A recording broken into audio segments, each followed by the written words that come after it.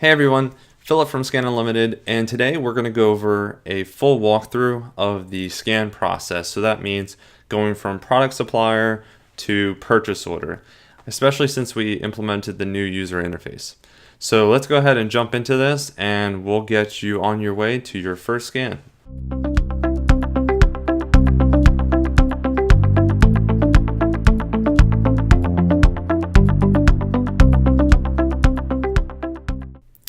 For those that are new to Scan Unlimited, this is what the dashboard looks like. And within every page within Scan Unlimited, there's going to be this button in the top left that says New Scan. I should say that you need to have your credentials entered in the Settings tab.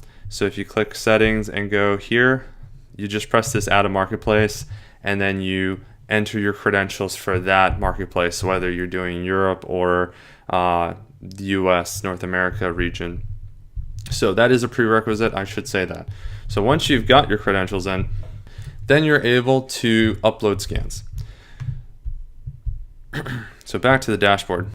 So before we can upload our file, I want to show you what a file actually looks like, and then also how to properly format the file. So I have a file on my desktop, so let me just move my window over to the side. Let's open it up. And this is kind of what a typical supplier product list looks like. So you'll notice some common trends, like for example, every product list is going to have a cost column where it says, well, how much it's going to cost you to source that item. And most product lists, I'd say 90% of them will have some sort of identifier. That's either UPC, EAN, or an ISBN. And in the rare case, sometimes you even see product lists putting their ASINs in the product list. This is important because Scan Unlimited requires a product identifier. So in this case, it has a UPC column, so we're good there. And you see some other things like item number, which is going to be very useful for creating purchase orders with. So also very useful to have. Case pack, as well as the description for the item. So that's what it looks like. In terms of formatting, you want to make sure that the header row is at the very top of your file. If you see any logos, addresses, any crap at the top, go ahead and delete that and make sure that your header row is at the very top of your file. So let's go ahead and hide that. And let's get this uploaded into Scan Unlimited. So you'll see in every Scan Unlimited page, no matter where you are. So here I am in the dashboard, but if I switch over to settings, you'll see that the new scan button is still here at the top left. If it's hidden, it's just because you need to press the menu icon, which collapses the side nav. So go ahead and press the side nav toggle button if you can't see the new scan button. But basically, you press the new scan button to start a new scan. So we're gonna press it. It opens up this box where you're able to either drag and drop a file, or you can select just click in the box and then you can select the file. So in this case, let's go ahead and drag and drop a file. So on the desktop, there's the file there that we were just looking at, and we're gonna drag it in and we should be good to go. Now, this is where Scan Unlimited asks you for how you want to set your preferences, and then also tell Scan Unlimited how to go about looking at your file. This is probably the trickiest part. But it's really not that bad. You just gotta take it one step at a time, and you'll get used to doing these, and it's really not too bad.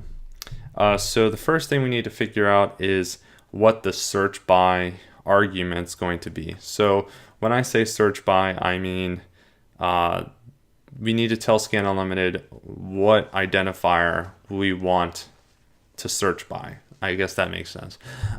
So let's look back at the file. If you remember, these are UPCs, and this is what we want to search by. We want to search by the UPC. So that makes sense to search by UPC. We don't want to search by EAN when we're giving the program UPCs. So let's pick UPC. Then we're going to give the file a name to remember it by. A lot of people like to put supplier name here.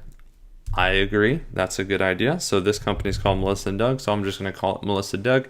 This way I can search it later. That's one of the nice things about Scan Unlimited versus other software programs you might have heard of, because since it is web-based, all of your files are stored in one place, And anytime you want to find like an old scan you did maybe 2 months ago, it'll just be right here in your account, and then you can just search by the name. So very useful to put a good name there. Next thing is it's a checkbox that says if your file has headers or not. Essentially that's referring to this top row here that I was talking about earlier. So if let's just say your file looked more something like this, where it's just the data and there's no headers at all, then you would uncheck that box. But since we do have it, we're going to check the box to say yes, it does have headers. Next, we're going to select, or basically tell Scan Unlimited which column has the product IDs. So in this case, it was actually the last column on the right. So you see where it says UPC. So going back to Scan Unlimited, if we click the product ID column, you'll see that we get these choices. Remember, these are actually just being pulled in from that file. Going back to that file, you'll see item number, description, cost. That's just what these are right here. So they're being pulled in from the file. If you're curious where these are coming from, it's just coming directly from your file. So we remember it was called UPC. So the last option, UPC, is exactly what we're looking for. Next, we're going to choose the cost column. Again, let's look back at the file. The name is cost, so we're just going to choose the cost column. So click here and we will choose costs because that's where the costs are. Next, we're going to choose our marketplace. This is going to depend on which marketplace you added credentials for. So this account has both a European credential and a North American credential, so that means I can scan this file in any marketplace. In this case, I'm going to do the US marketplace because that is the major marketplace. Next is the currency. So some people get confused about this. The currency is not like the currency of the marketplace you want to choose. This is just whatever the currency of the product list is. So in this case, like when I make an order with Melissa and Doug, these items are in US dollars. So that means that like when I make a purchase order, I'm gonna have to pay all this in US dollars. So that's what we're going to choose in Scan Unlimited. We're going to choose US dollars. This is very useful if you source in a different currency than the marketplace you're selling on. So for example, let's say I am sourcing this in US dollars, but I plan to sell this in Amazon UK, where all the products are sold in pounds. It's going to do all that conversion because Scan Unlimited pulls in currency exchange rates, so you'll see all the calculations done properly so that you get the right ROI number and the net profit number. So basically just choose the currency that the product list is in. Next, you're offered the opportunity to choose custom columns. Custom columns, which right now we limit to 2, but we are planning very soon to release the ability to choose multiple custom columns, upwards of 6. Essentially, the custom column allows you to choose some of the columns that are in the product list file to appear in your scan. And if you put nothing here, that doesn't mean that your columns are going to be deleted.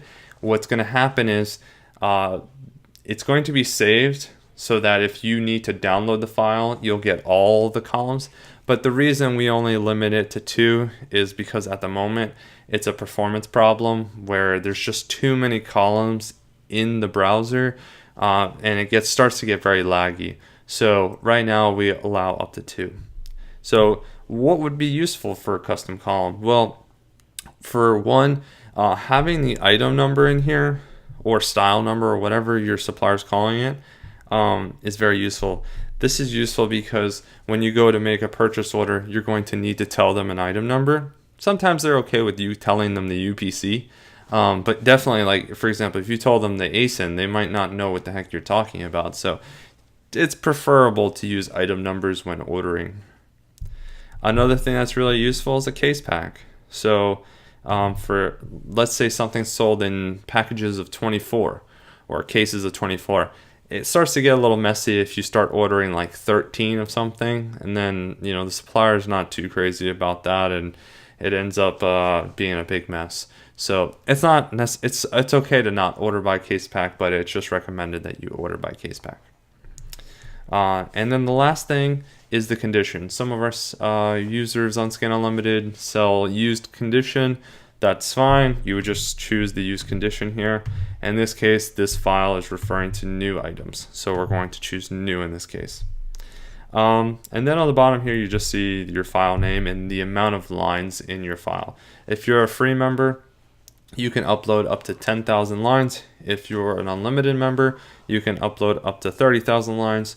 And very soon, that number will be increasing. We don't know exactly what the limit will be, but we're looking at least doubling the unlimited limits. So definitely a big improvement there. So stay tuned for that. But yeah, that's everything. That's everything you need to do to get your scan started. All you have to do at this point is press start. And that will start processing the file. That's it for part 1.